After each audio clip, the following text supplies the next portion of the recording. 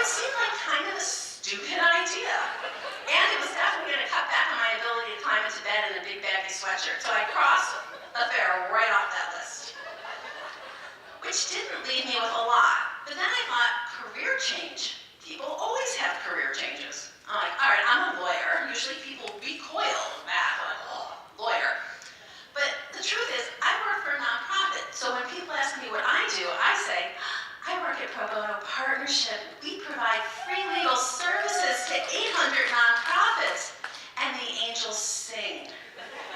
So I'm like, oh. But then, like a scene right out of Animal House, I could see the devil on the other side. Because if you were to ask, well, if you were to ask either of my children, but particularly Charlie, what I do, my beloved children will tell you, my mom's a pimp. She gets volunteer lawyers to work for her clients for free, and she gets paid. So then I thought, all right, there could be something here with career path. So I made a chart, because I really like a chart. So it had potential job, pros, cons. My first thought was astrophysicist. Pros, discover the mysteries of the universe and meet Neil deGrasse Tyson. Cons, cannot do higher level math to save my life. Eliminated that one. Then my next one was Secretary of State. Woohoo, world peace would be the pro. The con would be that I don't actually think I have the right temperament because I really do believe it's not judgmental if you're right. Which then caused me to think about neurobiologists. Like I could explore the mysteries of human mind and behavior. Now my only problem with that, I realized, was that I had absolutely no experience with science-based research. But I didn't let that stop me because I realized the NIH funds some seriously bullshit studies. Like they had just funded one where they paid scientists to observe toddlers and determine whether boy toddlers were different than girl toddlers. And I realized I do have experience with science-based research. I have raised the data, and the data is dumb. So I decided I maybe could come up with my own study. So I thought back on all the different things my dad had done. There was preschool when Dad Ben was learning how to go to the bathroom, and I watched my sister put my nieces on the toilet, and they would pee and then wipe and then wash their hands. And then Ben was standing there so proud peeing in the toilet, and I said, hey Ben, and like a sprinkler, just kept peeing all over the walls. So I decided my study would include the early years. Then I fast forwarded to elementary school, and we got our dog Swish. So Charlie's in about 4th grade, and he says to me, I'm going to teach the dog how to go to the bathroom outside. And I think, great parenting, Judy. The child is taking responsibility for the family pet. I watched Charlie take the dog outside. I watched Charlie unzip his fly. He's standing on one leg. He's modeling behavior. I'm thinking, great parenting, Judy. Modeling behavior. Then I see Charlie turn to talk to the dog and pee all over the dog's head. So now my study is covering elementary school. Then I think about middle school. Roy and I come home one night. Charlie's swinging his lacrosse stick all over my house downstairs. Ben is throwing a lacrosse ball from upstairs, and I say, like any good mother, what the hell is going on here? To which Charlie says, Ben is helping me with lacrosse skills. And I said, seriously? Like, you thought about this? To which Ben announces, yeah, that's why I'm upstairs. It's harder for him to catch it when I throw it. So now my dad has taken a bad idea and made it worse. And then I think about the high school years, where our brilliant son Ben comes home after being out in the city one night with his very smart friend, who I won't name, but got a perfect score on his ACT and is at an Ivy League school. So 2 fairly intelligent boys are downtown, they tell me, in the village. And I'm making breakfast, and everyone's sitting around the table, and Roy says to Ben, what'd you do? And Ben said, we walked by this abandoned restaurant, and this guy called us in. And I said, and? He's like, so we went. And I said, why? To which Ben says, oh, he needed us to go into the walk-in refrigerator and take some stuff out. And Roy says, and did you? And Ben says, yeah, and then we put it in his van. And I say, minivan? And Ben says, no, like for Silence of the Lambs. And Roy and I both say at the same time, why? And Ben says, he was going to get us free ice cream. So at that point, I realized, as I'm reflecting on my data, I have my study. I am going to have the NIH pay for me to study whether this is true or not. In this life, you either get common sense or a penis, because it sure as hell doesn't seem like you get both. Everybody.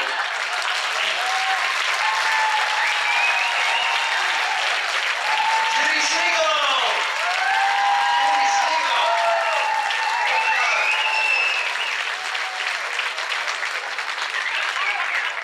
That was incredible. Great job, Judy. And I admire, not that she's so funny, but I admire the work she does. And I actually can sympathize because I'm a comedian, so I'm also a nonprofit. So it's really have that bond with her. But all right, well, right now we're I feel like we're rambling to our next october. Please welcome also making his comedy debut, Adam Gold. Thank you. God, I hope you're drinking. So, I've been told that I'm somewhat unique, maybe even one in a million. And that's because I was born with something called situs inversus. A few of you out there know about this, but it's actually a medical anomaly. My organs are all on the opposite side. I'm completely backwards. It's actually not funny. It's actually true. That's not the funny part. So I'm a mirror image of the human body. And I discovered this when I went to my mom at about 9 years old and said, I'm having these really horrible chest pains right here in my heart. I think I'm having a heart attack. My mother looked at me and she said, oh, no, your heart's on the other side.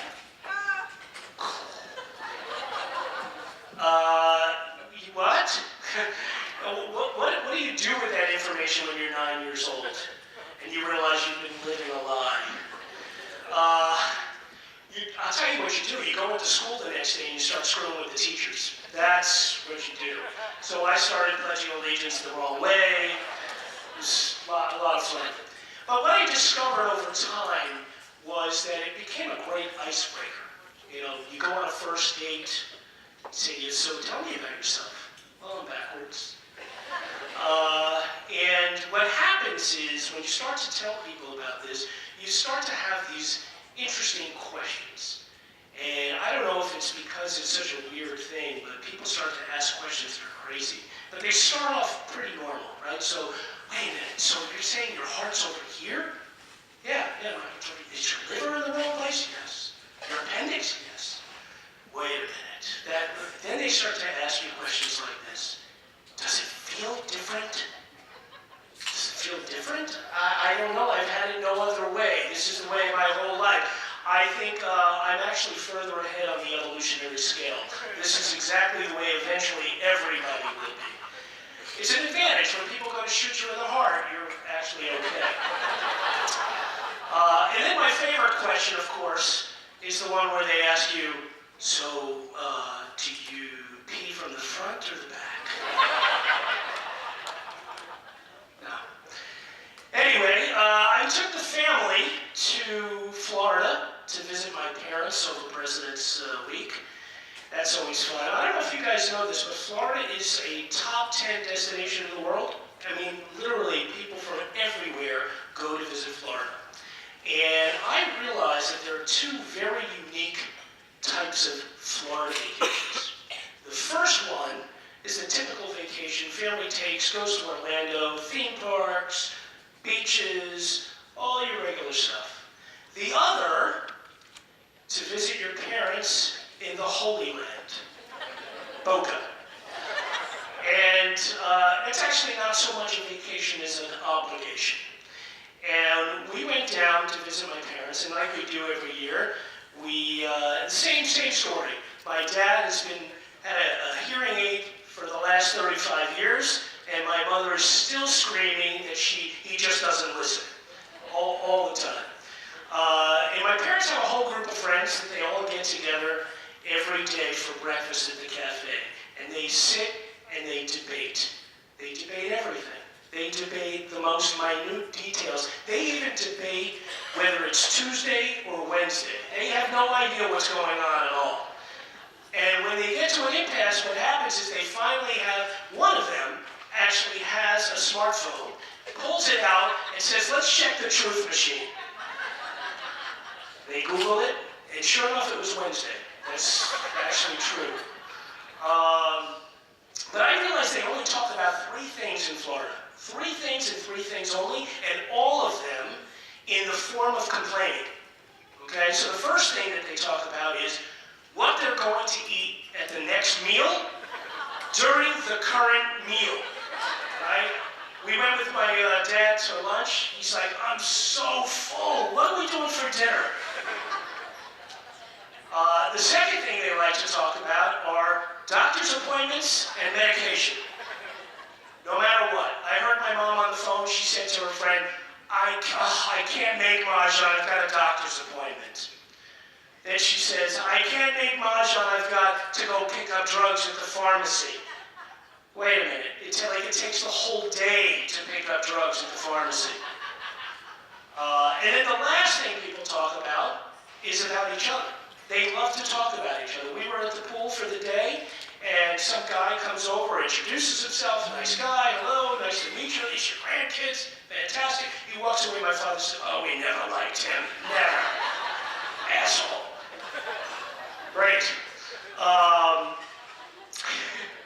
So, you know, I grew up with two brothers, with 3 boys, and my parents, we had a great time when we were young.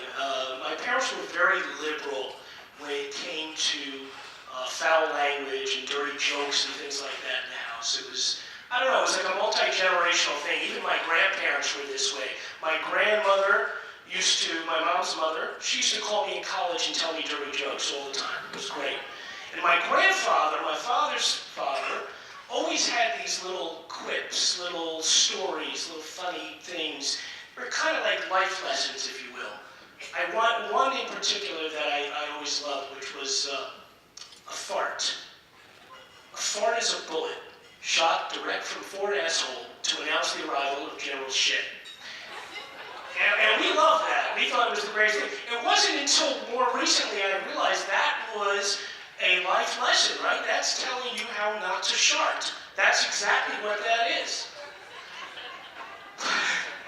But we loved dirty jokes, and we got caught up in dirty jokes. But in fact, there was one joke in particular that we got obsessed with as kids. I mean, absolutely obsessed with. So much so that we told that joke over and over and over again. My parents were getting sick of it, but we told it. Our next door neighbors would come over. They knew the joke. They knew we knew the joke. So I got to tell you the joke, of course, so I'll tell you the joke. A woman walks into an ice cream shop. She says to the man, I'd like a gallon of chocolate ice cream. And says, well, I'm sorry, we're out of chocolate ice cream. Okay, she says, you know what? I'll tell you what, I'll have a pint of chocolate ice cream. Guy looks at her and says, I don't think you understood. We actually have no chocolate ice cream. There's actually no chocolate ice cream at all. Okay, you know what? Why don't you give me a cone with a scoop of chocolate ice cream? Guy says, lady, I don't know what you're talking about. Listen to me. Spell the van in vanilla. She says, V-A-N. He says, spell the straw in strawberry. S-T-R-A-W. So now he says to the lady, spell the fuck in chocolate. She says, there is no fucking chocolate. He says, that's what I'm trying to tell you. So we love that joke. You tell your kids, they're going to love it too. We love that joke so much. So now, I'm 10 years old. My middle brother's 7. My youngest brother is 5. Right there, Steve. And we go to dinner with the family, with our neighbors. They come with us. We finish up dinner. Waitress comes over, says, I'd like to take your order for dessert. My little brother looks up, says, I'll have a bowl of chocolate ice cream. She looks down, she says, you know, unfortunately, we're out of chocolate ice cream.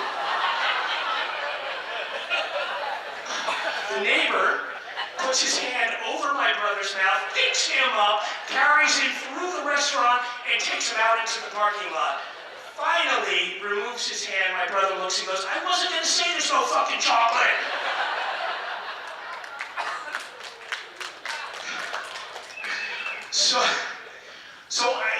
What I've decided is that we're going to continue sort of this tradition, right? My kids all know what the fart joke is, and they've heard that and all of that. But when my son was 6 or 7 years old, he came home from school, we're sitting at dinner, and he says, this kid at school got in trouble for saying a bad word. I said, oh, I'm trying not to laugh. No. Well, what did he say? He couldn't tell us. I said, come on, you can tell us, it's okay. So I prodded him a little. I said, was it the A word? No, not the A word. Okay, was it the S word? No, it wasn't the S word. Was it the F word? Wasn't the F word. So now we're like stumped, right? What could it possibly be? We finally convinced him to give us the letter. And at 6 years old, he said it was the N word. Oh. We failed as parents, obviously. I mean, this is just horrifying. So now we need to know. You gotta tell us, what is the word? He finally says, I'm gonna whisper it in Dad's ear. He leans in and he says, naked. Oh, thank God! So I travel a lot for business, which is kind of ironic because I really don't like to fly. And actually, to be clear, I hate flying. I'm scared to death, and I fly all the time. It's horrible. In fact, this is far more comfortable for me than getting on a plane. I'm serious.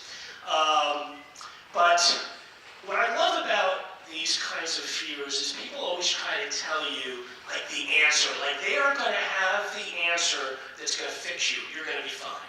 So people like to tell you things like, listen, it's fine. You don't have to worry about it. Here's the deal. You can't control it anyway. If you're going to go down, you're going to go down. It's not a problem.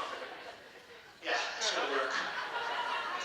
Or my other favorite one is, you know what, it's really only the takeoff for a couple minutes and the landing for a couple minutes. That's it, everything. I said, yeah, the problem for me is I actually don't mind the takeoff and the landing. It's the flying I can't stand. That's what scares me. And then the last one is the statistics. They love to give you statistics. So here's the deal. Your chances of going down a plane are so minute. I mean, it's like winning the Powerball. It's never going to happen. But when I'm 35,000 feet in the air and the plane is bumping like this, I'm feeling very, very lucky. I'm feeling very lucky. Last trip I went on to Las Vegas a couple of years ago with a group of people in my company. We had a big conference. I don't know if you've been to Las Vegas during a huge conference, but it's a nightmare. Everything, there's traffic, it's crazy. The gambling and drinking is good, but everything else is just a pain in the neck. So we had to go from the Las Vegas Hilton to the Mandalay Bay. If anybody here knows the distance, it's not a walking distance, it's far. And we come out of the Las Vegas Hilton, there's 3 of us, we're looking for a cab. It's a 45-minute cab line. No chance that we're gonna deal with this. It's August, it's hot. We decide we're gonna start to walk and figure we'll just bump into a cab along the way, and we start to walk. 20 minutes in, we're dying, but sure enough, cab pulls up, 2 guys are getting out, we jump right in, and as we're getting in and closing the doors, the cab driver, referencing the guys that just got out, mumbles under his breath, "Choose." I promise you that's not the funny part. So of course we're stunned, but there's no chance we're getting out of this cab, right? I mean, it's just not gonna happen. So I look over and I say to him, well, what did you just say? He said, oh, no, I'm sorry. Now he's apologizing. No, it's just that he gave me a really crappy tip. Oh, well, in that case, that's fine, of course. We berated this guy all the way to the Mandalay Bay. It was horrifying. Listen, we couldn't believe this. Dropped us off. We went to the Mandalay Bay. We did our event. From there, we went to the MGM. From the MGM, we ended up at the Hard Rock casino. It's 1 o'clock in the morning. We come out, and sure enough, there's a line that's 45 minutes long. And there's no way we're walking. It's the middle of the night. So we made our way to the back of the line. We're standing there, and as we're standing there, a cab comes by and like stops short, rolls down the window, and this guy looks out the window. He goes, "Hey, Jewish guys, come on!" We all jumped right in the cab and we went home. That's all I have. Thank you, guys.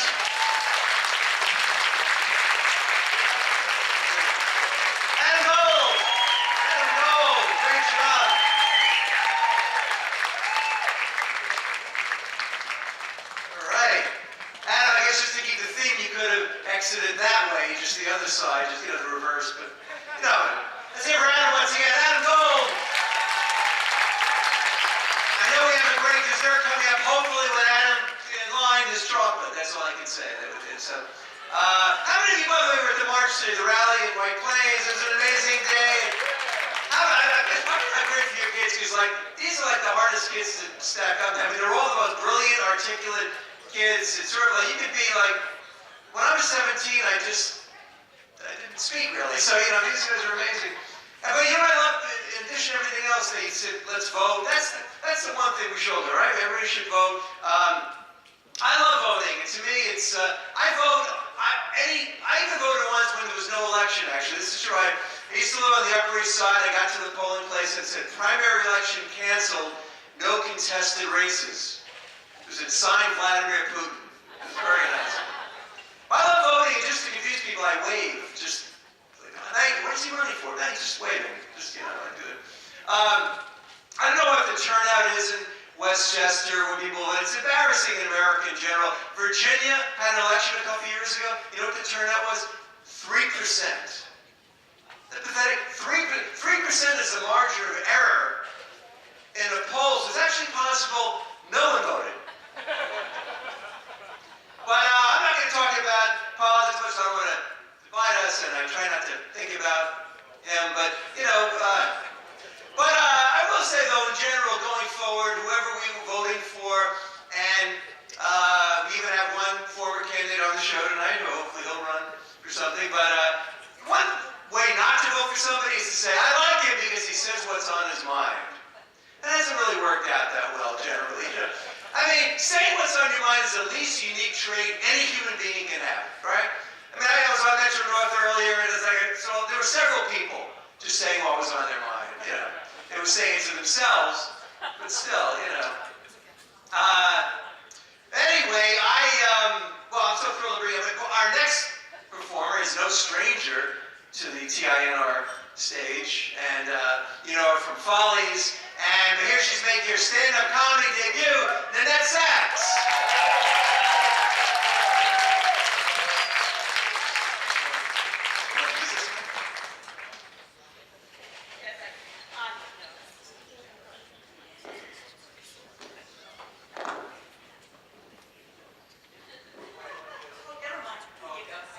Nanette has to have, it's our contract, she has to have her own mic, so that's what I do. I know.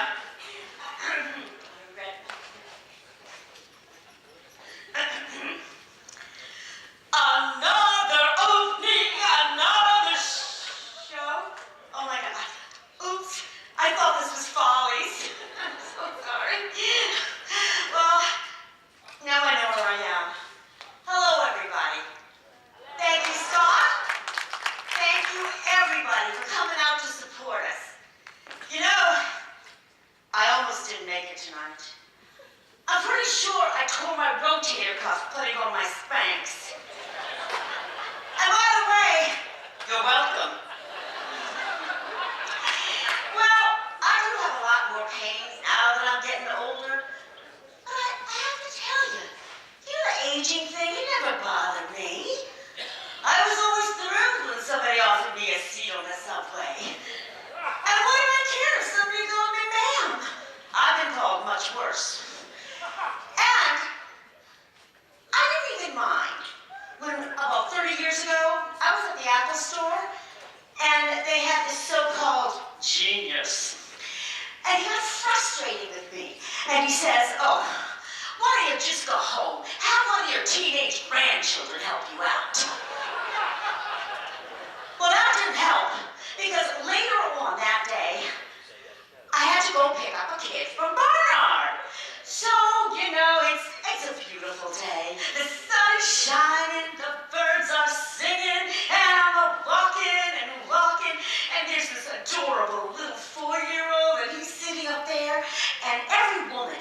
goes by, he says, Mama, Mama.